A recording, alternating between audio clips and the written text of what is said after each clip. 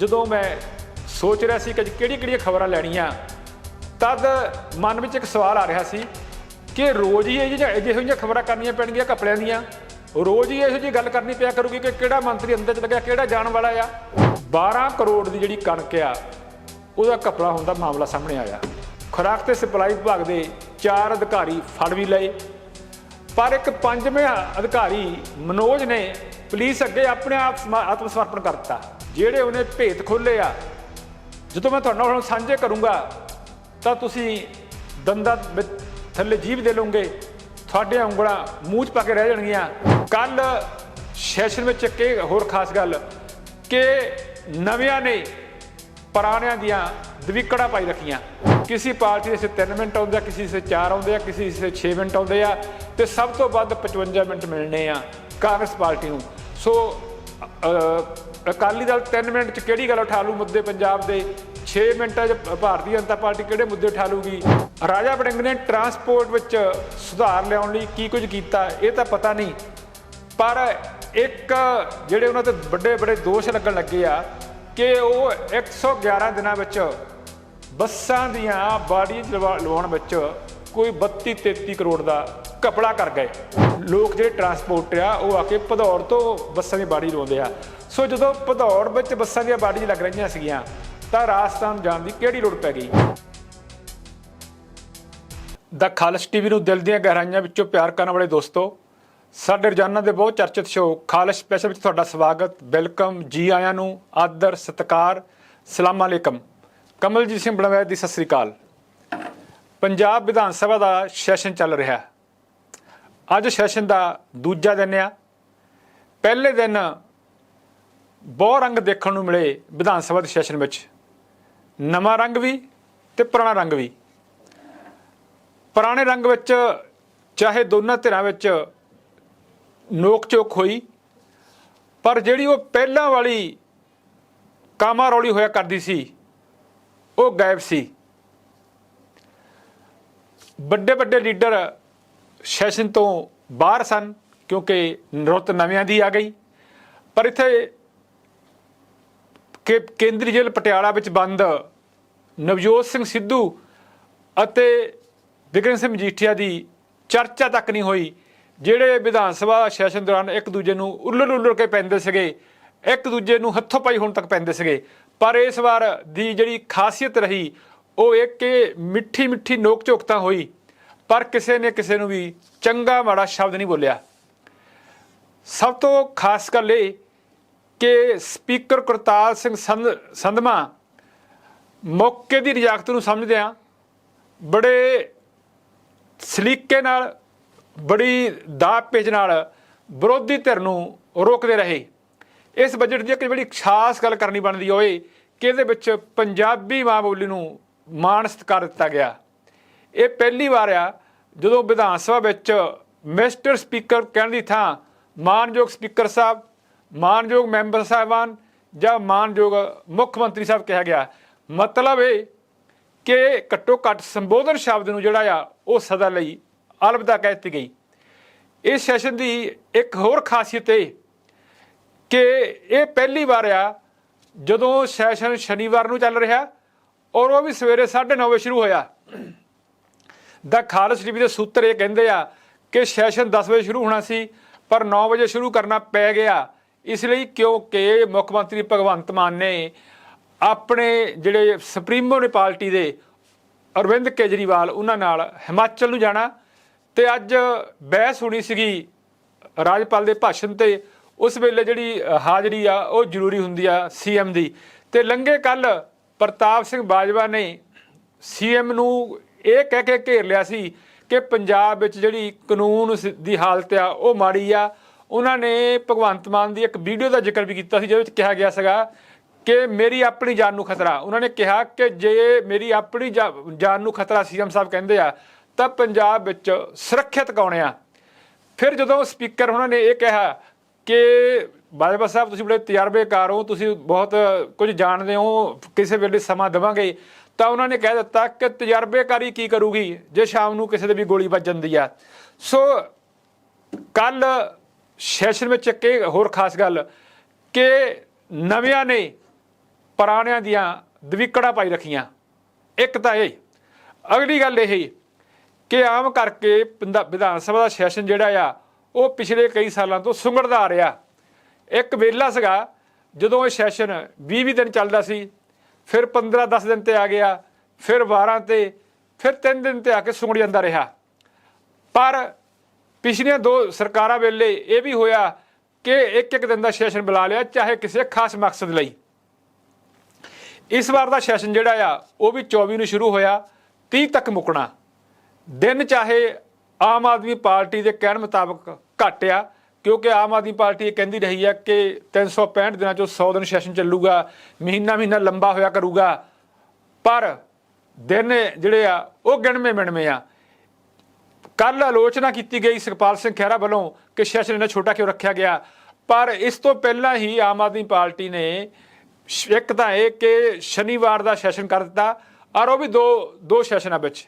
ਇੱਕ ਗੱਲ, ਦੂਜੀ ਗੱਲ ਇਹ ਆਮ ਕਰਕੇ ਹੋਇਆ ਇਹ ਕਰਦਾ ਸਰਕਾਰਾਂ ਕਿ ਸ਼ੁੱਕਰਵਾਰ ਨੂੰ ਸੈਸ਼ਨ ਸ਼ੁਰੂ ਕਰਦੀਆਂ, ਆਫਟਰਨੂਨ ਸ਼ਰਧਾਂਜਲੀ ਦੇ ਕੇ ਉਠਾਉਂਦੀਆਂ। ਪਰ ਕੱਲ ਵੀ ਜਿਹੜਾ ਸੈਸ਼ਨ ਆ ਉਹ 2 ਦਿਨ ਦਾ ਸੀਗਾ, ਤੇ ਹੁਣ ਜਿਹੜੇ ਅਗਲੇ ਦਿਨ 3 ਦਿਨ ਚੱਲਣਾ ਸੈਸ਼ਨ 27, 28, 29, 30 4 ਦਿਨ ਸੈਸ਼ਨ ਚੱਲਣਾ, ਜਿਹੜਾ ਉਸ ਦਿਨ ਵੀ ਡਬਲ ਸੈਸ਼ਨ ਰੱਖਿਆ ਗਿਆ। ਸੋ ਚਾਹੇ ਸੈਸ਼ਨ ਛੋਟਾ, ਪਰ ਆਮ ਆਦਮੀ ਪਾਰਟੀ ਨੇ ਫਿਰ ਵੀ ਜਿਹੜਾ ਉਲੰਭਾ ਆ ਉਹ ਲਾ ਦਿੱਤਾ ਕਿ ਜਿਹੜਾ ਰੌਲਾ ਪਾਉਣ ਲੱਗੀ ਸੀ ਆਪੋਜੀਸ਼ਨ ਕਿ ਜਿਹੜਾ ਸੈਸ਼ਨ ਹੈ ਉਹ ਛੋਟਾ ਕਰਤਾ ਗਿਆ। ਪਰ ਇੱਕ ਇਹ ਦੱਸਦਾ ਕਿ ਵਿਧਾਨ ਸਭਾ ਸੈਸ਼ਨ ਇੱਕ ਮੌਕਾ ਹੁੰਦਾ ਜਦੋਂ ਤੁਸੀਂ ਪੰਜਾਬ ਦੀਆਂ ਸਮੱਸਿਆਵਾਂ 'ਤੇ ਗੱਲ ਕਰ ਸਕਦੇ ਹੋ, ਲੋਕਾਂ ਦੇ ਜਿਹੜੇ ਮਸਲੇ ਉਹਨਾਂ 'ਤੇ ਗੱਲ ਕਰ ਸਕਦੇ ਹੋ। ਔਰ ਸਭ ਤੋਂ ਵੱਡੀ ਗੱਲ ਕਿ ਇਸ ਵਾਰ ਦਾ ਜਿਹੜਾ ਸੈਸ਼ਨ ਆ ਉਹ ਲਾਈਵ ਹੋ ਰਿਹਾ। ਪੰਜਾਬ, ਪੂਰਾ ਮੁਲਕ, ਪੂਰਾ ਵਿਸ਼ਵ ਜਿਹੜਾ ਆ ਉਹ ਦੇਖ ਰਿਹਾ ਕਿ ਪੰਜਾਬ ਵਿਧਾਨ ਸਭਾ ਵਿੱਚ ਕੌਣ ਕੀ ਕਹਿ ਰਿਹਾ, ਕਿਵੇਂ ਦੀ ਜਿਹੜੀ ਸਟ੍ਰੈਟਜੀ ਆ ਉਹ ਚੱਲ ਰਹੀ ਆ। ਸਭ ਤੋਂ ਵੱਡੀ ਗੱਲ ਇਹ ਕਿ ਵਿਰੋਧੀ ਧਿਰ ਕੋਲੇ ਕੋਈ ਖਾਸ ਮੁੱਦੇ ਨਹੀਂ ਸੀਗੇ। ਸਿਰਫ ਇੱਥੇ ਹੀ ਮੁੱਦੇ ਨਹੀਂ ਹੈਗੇ, ਵਿਰੋਧੀ ਧਿਰ ਜਾਂ ਆਪ ਪਾਰਟੀ ਕੋਲੇ ਸੰਗਰੂਰ ਵਿੱਚ ਵੀ ਮੁੱਦੇ ਨਹੀਂ ਸੀਗੇ। ਇਹ ਵੀ ਵੱਡੀ ਗੱਲ ਹੈ ਕਿ ਸੰਗਰੂਰ ਦੀ ਇਲੈਕਸ਼ਨ ਮੁੱਦਾ ਹੀ ਨਹੀਂ ਸੀ। ਤੇ ਕੱਲ ਜਦੋਂ ਇੱਕ ਮੁੱਦਾ ਸਿਰਫ ਉਠਾਉਣ ਦੀ ਕੋਸ਼ਿਸ਼ ਕੀਤੀ ਗਈ ਅਮਨ ਦੇ ਕਾਨੂੰਨ ਦਾ, ਉਹਨੂੰ ਲੈ ਕੇ ਜਦੋਂ ਸਪੀਕਰ ਸਾਹਿਬ ਨੇ ਬਹਿਸ ਨਾਲ ਇਜਾਜ਼ਤ ਨਾ ਦਿੱਤੀ ਤਾਂ ਓਪੋਜੀਸ਼ਨ ਜਿਹੜੀ ਆ ਉਹ ਵਾਕਆਊਟ ਕਰ ਗਈ ਸੀਗੀ। ਪਰ ਇੱਕ ਗੱਲ ਮੰਨਣੀ ਪਊਗੀ ਕਿ ਜਿਵੇਂ ਪੰਜਾਬ ਦੇ ਕਾਨੂੰਨ ਦੀ ਸਥਿਤੀ ਗੜਬੜਾਈ ਹੋਈ ਆ, ਸਾਰਾ ਕੁਝ ਜਿਹੜਾ ਲੋਕ ਡਰੇ ਹੋਏ ਆ, ਸਹਿਮੇ ਹੋਏ ਆ, ਤਦ ਇਸ ਵੇਲੇ ਗੱਲ ਇਹ ਕਰਨੀ ਬਣਦੀ ਆ ਕਿ ਜਿਹੜਾ ਸੈਸ਼ਨ ਆ ਉਹਦੇ ਵਿੱਚ ਜ਼ਰੂਰ ਜਿਹੜਾ ਆ ਉਹ ਇਸ ਵਿਸ਼ੇ ਉੱਤੇ ਬਹਿਸ ਕਰਨੀ ਬਣਦੀ ਆ। ਔਰ ਇਹ ਵੀ ਕਹਿਦਾ ਕਿ ਸਰਕਾਰਾਂ ਜਵਾਬਦੇਹ ਹੁੰਦੀਆਂ ਵਿਰੋਧੀ ਧਿਰ ਨੂੰ।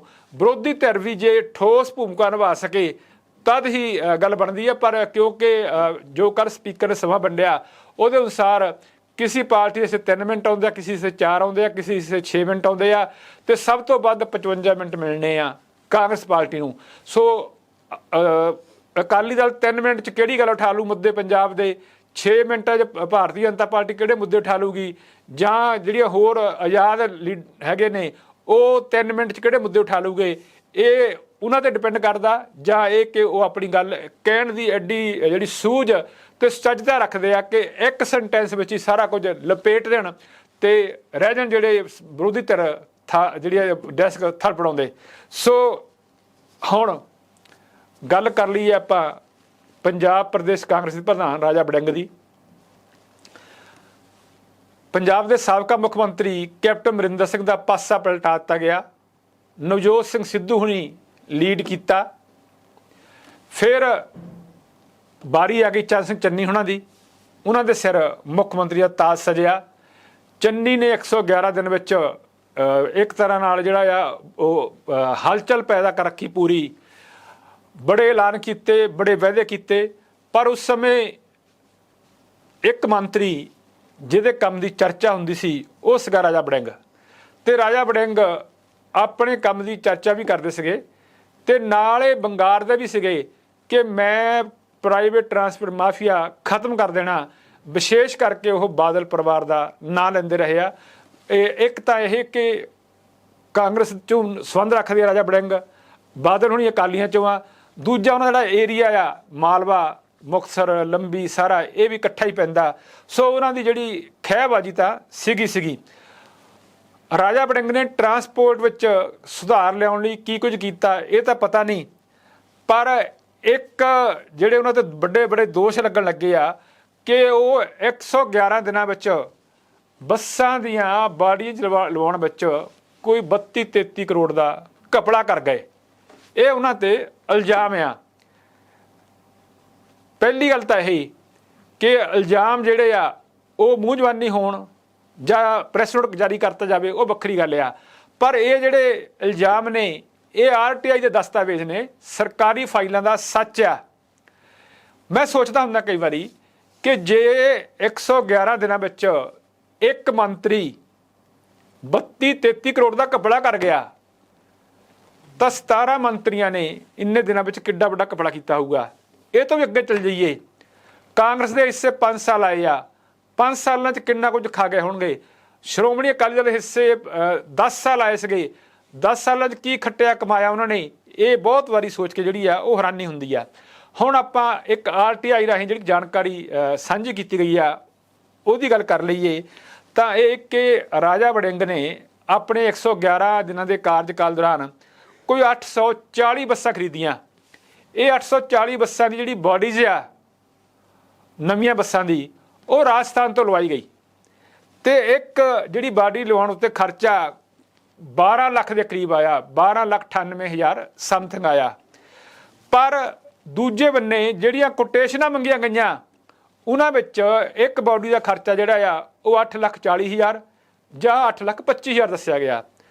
ਸੋ ਇੱਕ ਤਾਂ ਇਹ ਕਿ ਜੇ ਇੱਕ ਬਾਡੀ ਲਵਾਉਣ ਤੇ 8,25,000 ਜਾਂ 8,40,000 ਖਰਚਾ ਸਕਦਾ ਸੀਗਾ ਤਾਂ 12 ਲੱਖ ਖਰਚਣ ਦੀ ਕਿਹੜੀ ਲੋੜ ਪਈ ਸੀ।